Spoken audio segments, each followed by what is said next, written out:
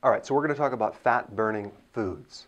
So there are actually two sets of hormones. There's our hormones that trigger fat burning, and then there are hormones that trigger fat storing. And this principle really comes into play as you age, because when you're young, you have a good metabolism, you can pretty much get away with anything. But as you age, you have to consider the hormones. So we want to go away from the calorie counting and focus more on how foods influence the hormone effects.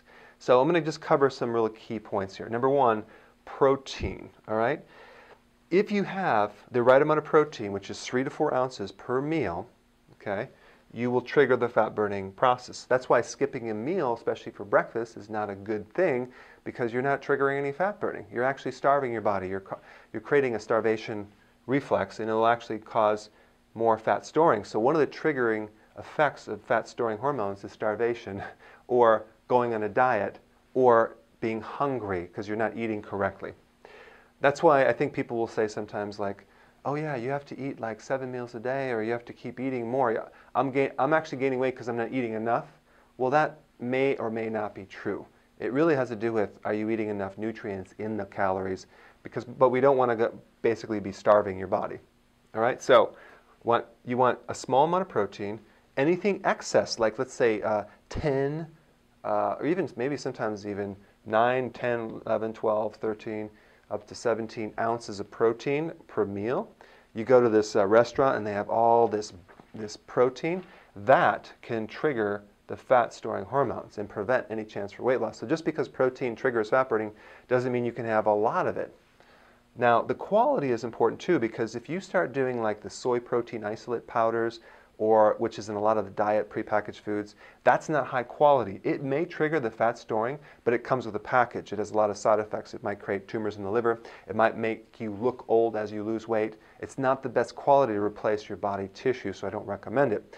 In fact, I don't recommend a lot of protein powders that are with the whey or the soy.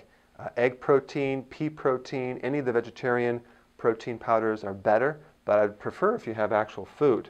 And then we're going to get into this thing called fats here. Fat, believe it or not, even though it has more calories, it's neutral when it comes down to the fat storing or fat burning. In other words, having butter, for example, won't necessarily just turn into your hips or stomach weight. It's neutral. However, when you have certain fats like greasy, deep-fried foods, that grease can affect your liver and block the fat-burning process, because all the fat-burning hormones work through the liver. So even though it's an indirect effect, you need a healthy liver to burn fat. Okay, so we don't want to clog up the liver with too much fat. But some neutral, healthy fats are totally fine. Coconut oil. And I'm not saying go out of your way to eat them, but don't worry about avoiding them. Butter is not a bad thing. Safflower oil, sunflower oil, peanut oil, all that is totally fine. But the problem is like doing the fast food fats that they would do in the big vats where you have hydrogenated oils and all this corn oil and things like that. Okay, so now we got the carbs, all right? Now this is interesting because in one of the premier physiology books in all medical schools and chiropractic colleges is called Guyton's Physiology. And this book is like the Bible of physiology. And it states that one of the most powerful triggers of fat-burning hormones is the absence of carbohydrates. So it's not something you do, it's something that you avoid, which is kind of like something you're doing, you're avoiding it, but you're not really eating anything, you're just not eating something. And that would be the carbs. And I'm talking about the sugar, refined carbohydrates, and refined grains. So let's just talk about that. Like the hidden things like juice or flavored yogurt, that would be hidden, or alcohol, those are hidden carbs. And the philosophy of everything in moderation or portion control doesn't play into this, because all it takes is a tiny amount of a carbohydrate to block fat burning. And you might not know this now, but unless you watch my videos, but let's pretend that you had a cookie, okay? It's 80 calories. You could walk it off in about 1 mile of walking. But the insulin response in that one cookie, if your metabolism is slow and you're getting older, could inhibit fat burning hormones by up to 72 hours. So all it takes is tiny amounts. And the reason I'm mentioning that is because sometimes I'll have people who say, well, boy, I don't understand all these fat people. They're so big. It's so simple. All you have to do is portion control and exercise more, and they would lose weight. They're just lazy. That's absolutely not true. They don't know this little piece of information right here. So, and when you take a carb and you add protein, it really spikes the fat-storing hormones. So, like if you had a hamburger or a sweetened sour pork at the Chinese restaurant, or like some type of protein with bread or sugar, that is worse combined than having them separate. So it creates more of a effect on the fat-storing hormones. That usually comes into play when you're going out to dinner. Now MSG, monosodium glutamate, that would be hidden as modified food starch. That's a flavor enhancer. That also will spike insulin by 300%. It's in a lot of junk foods to make the food taste better than it really is.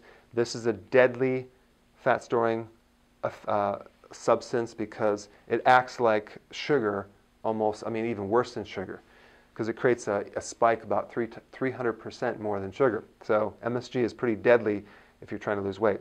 Now fruits. Fruit doesn't necessarily cause you to gain weight because of the fiber buffering effect, but if your metabolism is slow, and really slow, the less fruit that you can eat. What I would recommend is try not to eat a lot of it, but hit your goal and then add the fruit in to maintain your weight. So fiber does buffer the insulin response. So that means instead of juicing, blend food so you have all the fiber. It's very, very important. Okay, so then we have stress. Stress does trigger the fat-storing hormones. Now, if your metabolism is slow and you're burnt out and you're not sleeping, you should not be doing high intense exercise because you're not going to be able to recover from it. So low recovery, no sleep, high exercise, you're going to get fat. All right? Now, the best exercise to do when you're under stress or you're not sleeping is low intense exercise because you will burn more fat than high intensity depending on your recovery and your sleep. But sleep in general does help you trigger the fat burning effects. Okay, so sleep is one of the triggers, and intense exercise is also one of the triggers if you're sleeping, if you are recovering. Okay, so the exercise thing is dependent on your overall health and your metabolism. So what I did is I actually combined all the hormone triggers for the fat burning and all the fat storing triggers, hormone triggers for the fat storing effects right here on one piece of paper.